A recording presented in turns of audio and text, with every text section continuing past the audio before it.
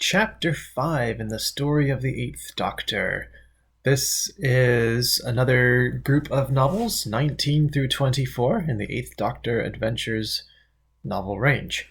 So, 19 through 24, that's 1, 2, 3, 4, 5, 6 books. And this is an exciting time for the novel range. This is going through 1999, I believe. And they introduce a new companion, Fitz Kreiner. He is a very interesting companion character, almost completely unique in Doctor Who canon. First of all, he's male. Most of the companions are women, and a few of the beloved companions of memory are male, like Jamie with the Second Doctor is a classic pairing. Jack Harkness, although only a very temporary traveling companion of the Doctor, is a very popular character. I guess in a way, Fitz Kreiner is a bit of a precursor to Jack Harkness in certain ways, in that he's cool and attractive, or at least he imagines himself to be, but he's also kind of an anti-companion in many ways. Not like Turlough, who's like an opponent of the Doctor at first. Fitz just, fancies himself an adventurer, fancies himself a ladies' man, but kind of just isn't. He's a coward. He'd rather run and hide and stay safe and, play music and be a 1960s cool guy, because he's from 1963. So that's another odd thing about him. He's not from the current modern day period, as a lot of Earth companions tend to be. The Eighth Doctor and Samantha Jones are traveling back. They end up in 1963, and they meet Fitz there. So now we're traveling with someone from our own relative nearby past. And I'm not sure that's really been done before. Like, we've had companions in Doctor Who from like historical time periods longer ago, but to step back a few decades, now that's very interesting, because now you get to have a 1960s perspective on 1990s technology. Like, he sees a microwave, and he later in one of these books he describes it, that this heating thing that looks like a television. It's like, I would never have thought of that. So he's a very interesting character. You don't get to see a lot like this elsewhere in Doctor Who. And I don't know if this was expected or planned or intended, but Fitz went on to be by far the most prolific companion for the Eighth Doctor in the novel range from here on. I guess he just really clicked with the audience, and everyone loved him. And really, he is a fun guy. And really funny, too. So he's got a bit of a legacy outside of the novel range. In the novelization of the 50th anniversary special, I'm going to embarrass myself, I think it was Time of the Doctor. The one where, the Eighth Doctor regenerates into the War Doctor, and we have the 10th and 11th and War Doctor together for a while. So in that novelization, when the Eighth Doctor is about to regenerate, and he names some of his companions from the audio stories, in the novelization, Stephen Moffat threw Fitz's name in there too, because of all the books, or of all the companions in the books, he is perhaps the best remembered, most beloved of the companion characters. So there's that. Also in The Company of Friends, which is one of the Big Finish monthly range stories, they did a bunch of other companion characters with the Eighth Doctor, just little one-off stories. One from the comics, one Benny Summerfield, one new one, Mary Shelley, but one from the books, Fitz. So, Fitz Kreiner, the one novel-only character who gets an appearance in an audio play, and a few of us, I don't know how many of us are out there, but are just really wishing that they'll bring Matt D, whatever his name was, back to come and play Fitz. And it's fun having heard that, because now I can read these novels with with his voice for Fitz, and it's helpful, especially for me as an American who doesn't hear English accents all the time, so I get to receive that, and it's fun. So these books are this I think in my opinion, this is where the Eighth Doctor novel range really starts to take off. We've hit upon some really good stories in the early collection. Alien Bodies is a bit mind-blowing, but very good. The Dalek stories are interesting, and Vampire Science, if you ignore some of the continuity issues with the Seventh Doctor books, is a really good book. But here, as we get into the 20s of the novel range for the Eighth Doctor, we get some really great stuff. That said, the first of this group is called The Taint, or if you look inside the book, Doctor Who and the Taint. And this is the story that introduces Fitz. It's honestly a bit odd, a bit confusing. When I read it, I didn't quite understand what was going on. I had a hard time understanding what this beast villain character or force was. And it's possible that there is a connection with another novel that had recently been released, and if I had read that also, I'd have more context. Maybe the author just dropped the ball that day, or maybe I just wasn't paying attention. I don't know. It was a little while ago. It's something I want to reread eventually.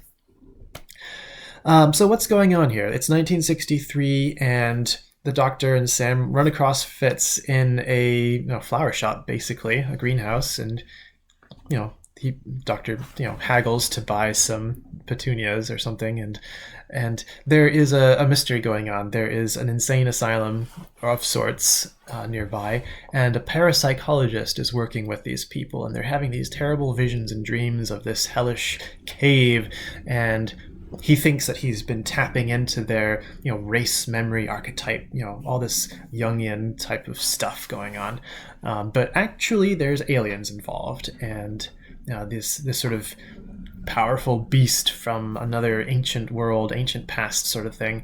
And so it's sort of driving people insane, and one of the people involved is Fitz's grandmother. So that's sort of his connection to the story. He gets swept in because he goes there frequently to look after his grandmother, pay her visits, and when weird stuff starts happening, the Doctor and Sam get sort of swept into it, and Fitz is swept along with them, and by the end of the story, he leaves in the TARDIS with them. I think there's something else weird that goes on, like he is suspected of foul play or something in the midst of this, and so he has a bit of a reason to run off with them, even though he is innocent.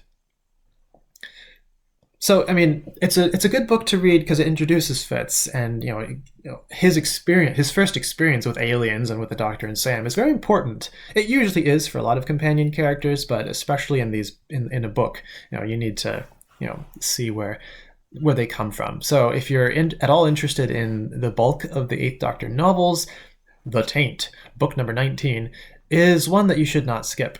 And maybe it'll make more sense if you read it. I just had bad beginner's luck.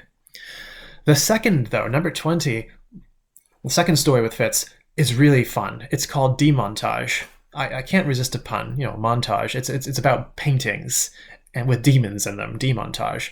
And this is Fitz's first adventure off in space, in outer space. They're on a space station. It's sort of a casino type of location, and apparently the Doctor has been here before in his fourth incarnation. He even has an ID card from back then. He invested money in this casino place, which has compounded over time to the point where he is such a major shareholder of this place that he has the financial power to rule the place if he wanted. So when the people in charge find out who he is, they're really worried. But so that's one interesting thing. There's also a war or a Cold War going on between two aggressive factions, so that's threatening to spill over into war, and this place is caught in the middle.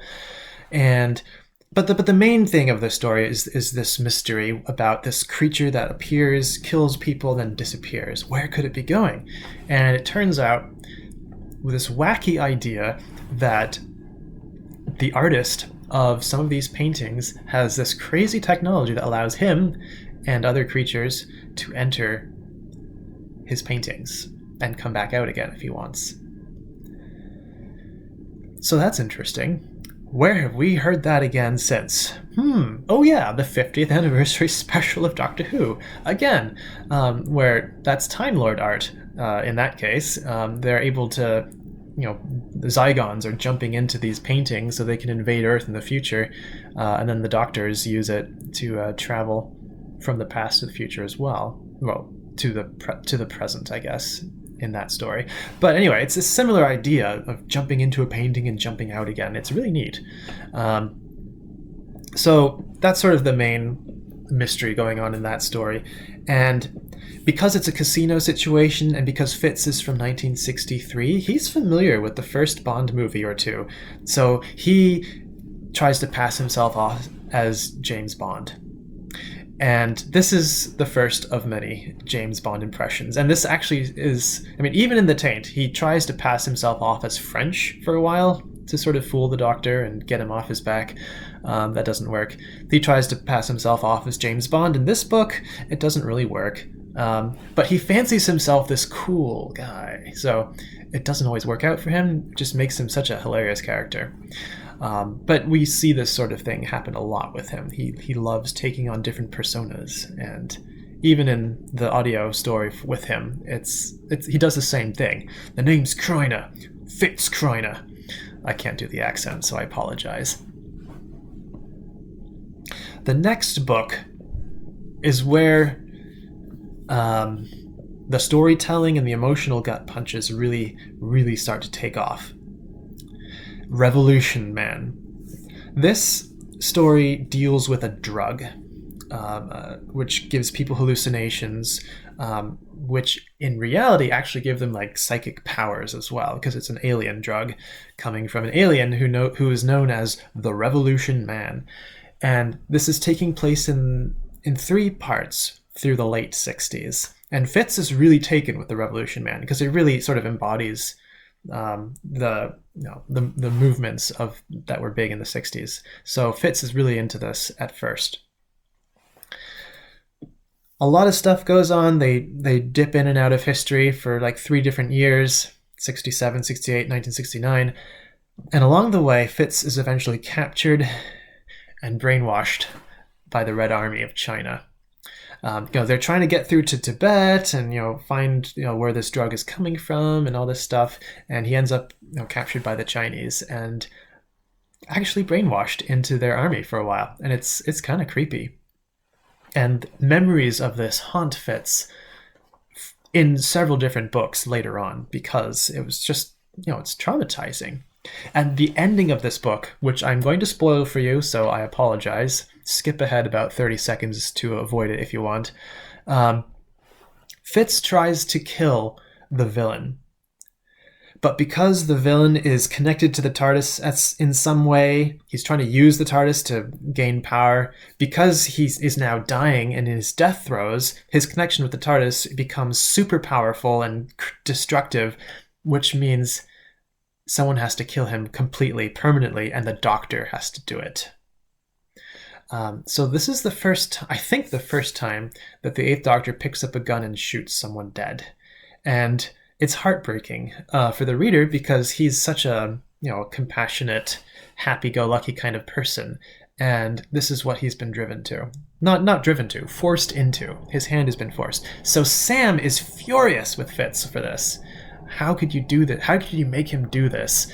And this anger carries over into the next book as well, because it is kind of a big deal. So that's Revolution Man, and heavy hitter book. And I guess you would probably have to give it a rating, not for children. Don't have to say that too often with some of these books, but this is one. Drug content, violence, very, very heavy. All right, the next couple books are some of my favorites in the early 8th Doctor range. Dominion is next, and it's interesting, Dominion. It's a book about another universe, a sort of bubble universe called the Dominion. And what's weird is that there's a Big Finish audio play featuring Unit and the Seventh Doctor, and introducing a new incarnation of the Master, also called Dominion. And it also involves alternate universes and dimensions, one of which is called Dominion. And the Master is trying to gain dominion over all these different universes and stuff. So it's a very interesting parallel. But anyway, the Dominion in this book is a collapsing bubble universe. It is falling apart and dying. And this is a book that you could not make into a television story or a movie unless you just went really, really crazy with the CGI, because the landscape is completely alien. The laws of physics are different in this bubble universe. Gravity works differently in different places. It's not an open space like we think of space. It's tubes and tunnels and openings, and it's as if you're inside a giant organism, which might even be true. Now that I think about it, maybe that's what happened. Maybe that's how it worked in this book. I'm not sure. But the aliens that live in there also are completely alien.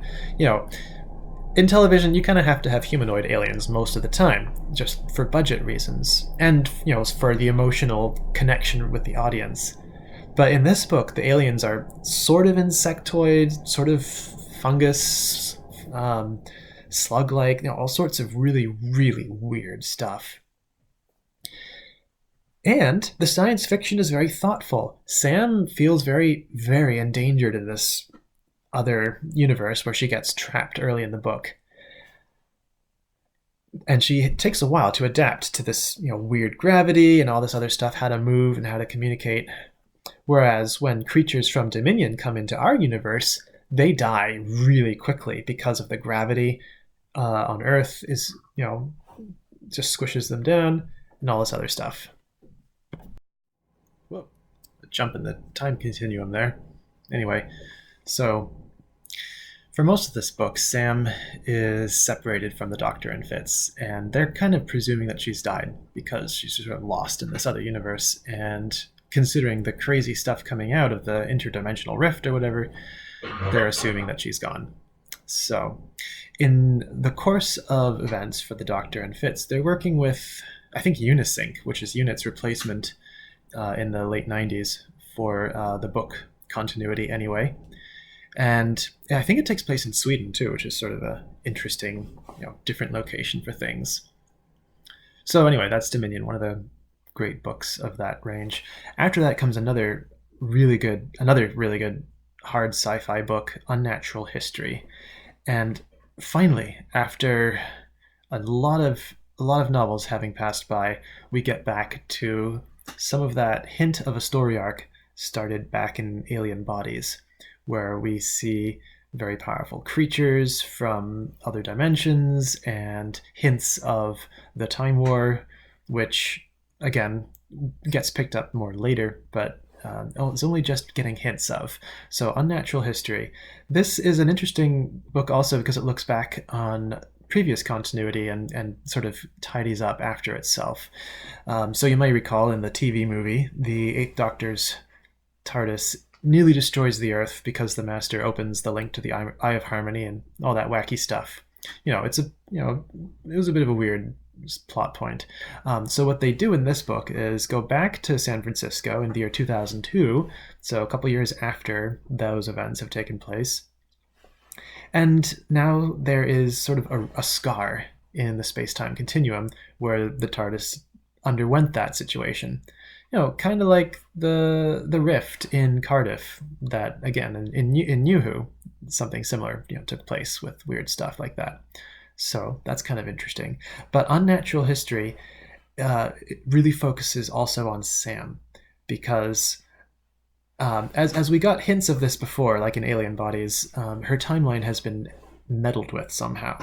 So when she comes in contact with this scar in the space-time continuum, she sort of changes. She becomes dark-haired Sam, which we only saw in like visions and thoughts in Alien Bodies, and occasionally haunted Sam's dreams since then in other books. And as the book continues, every now and then Sam sort of shifts from one timeline to another, so different versions of her keep cropping up, and it's almost always a dark-haired Sam. So then the dark-haired Sam, sort of, it's symbolic as well as literal. She's a druggie, or having deadbeat boyfriends, or just really depressing life situations. Things didn't go well for her. She's not at all the goody two-shoes Sam that we're used to.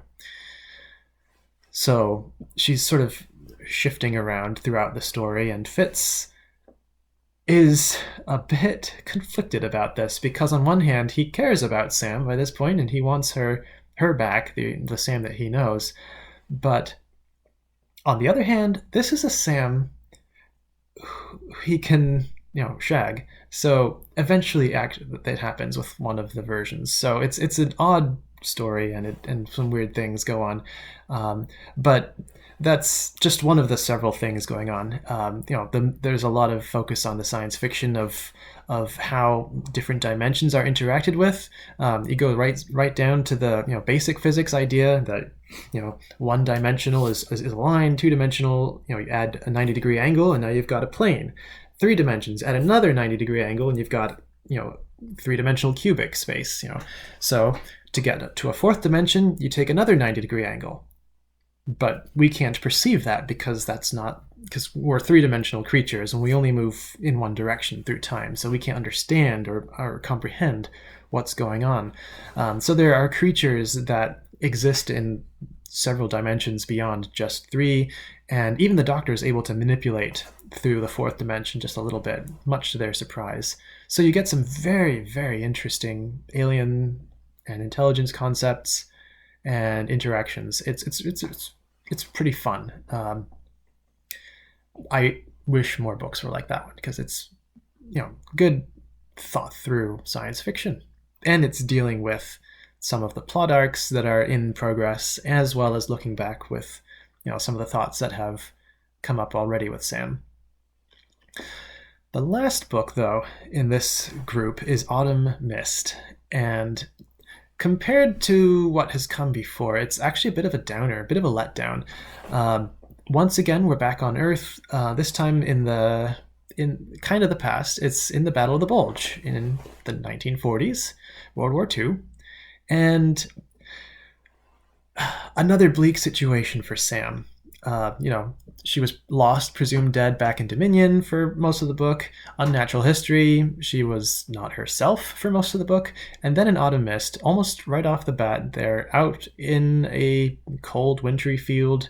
The Nazis show up and she gets shot. So she's dying. A soldier considers raping her, but she's too close to dead, so he doesn't. And then she gets shot in the heart instead. So it's kind of shocking, and again, probably not the best Doctor Who book to give to your kids until they're older. But it's quite an odd story once you get past that point, because despite these mortal wounds, Sam lives. She is saved by the She. Sidhe, like the Celtic myth, fey creatures type thing.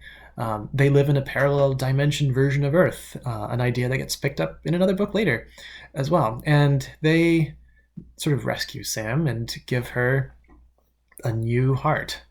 Literally, like, she notes that the flesh of her skin is different over where they give her the surgery. So she can see a younger skin of herself there, and it's weird. So she's gone through a lot in these books, as well as the previous run of novels. And to be honest, I wasn't crazy about Autumn Mist, not for the reason I just described, so much as because of the She themselves. They're just this really powerful race of fey creatures. They're quasi-magical because they're from a parallel dimension, and it's one thing to have powerful, benevolent aliens who are willing to help under certain conditions, but if they're a little too willing to help, then it feels a little cheap. So when you have the Fae coming out to, basically destroy a bunch of Nazi tanks, it's kind of fun in one way, but it feels too easy in other ways. It's nice that they saved Sam's life because, she's a character that you don't want to see die, but just, it felt a bit Deus Ex Machina as far as storytelling goes. Another thing that made this book difficult for me to keep track of was it referenced back to the Beast, back in the Taint that introduced Fitz. And I hadn't read that book for quite a while. There was a large gap between when I read The Taint and Demontage and then moved on to this set of books that I didn't really remember what was going on in The Taint anyway.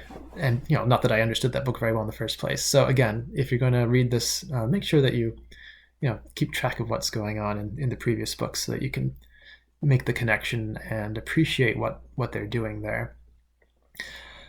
Really, if you think of it in terms of like a televised series, Autumn Mist is kind of like the penultimate episode of the season. So it's sort of this sort of filler almost. It's built upon all this stuff that's just happened, and it's sort of this quiet, okay story before the big season finale, which we'll deal with in the next one. But yeah, what's going on in Autumn Mist is just sort of the culmination of all this terrible stuff that's happened to Sam. And at the end, she decides, it's enough. I'm going home. Doctor, next time we're on Earth, within 3 years, forwards or backwards, from when I left with you, I'm staying home. So there's that. And neither Fitz nor the Doctor are surprised by this, so they don't really challenge her on it. So summarizing and wrapping this up, it's interesting to note that 5 of these 6 books in this run are on near present-day Earth, somewhere between the 1940s and 2002, the near future at that point. Something is up with the TARDIS. It's sort of spiraling around Earth in this period of time, and the Doctor is recognizing that something is going on, something's drawing her back here over and over again, and that's part of what I think motivated Sam to say it's time to go home too, because she can see that, well, we're sort of orbiting around my home time, so this is a good time to step away. So that's the introduction to Fitz arc, and it's quite a fun ride. And what happens after this is where the 8th Doctor novel range really starts to serialize, and the story arcs become very tight. So this is sort of the last of the standalone stories. You don't get a lot after this. So there you go, the introduction to Fitz arc, and I guess I could dare to say the beginning of the golden age of the 8th Doctor Adventures novels.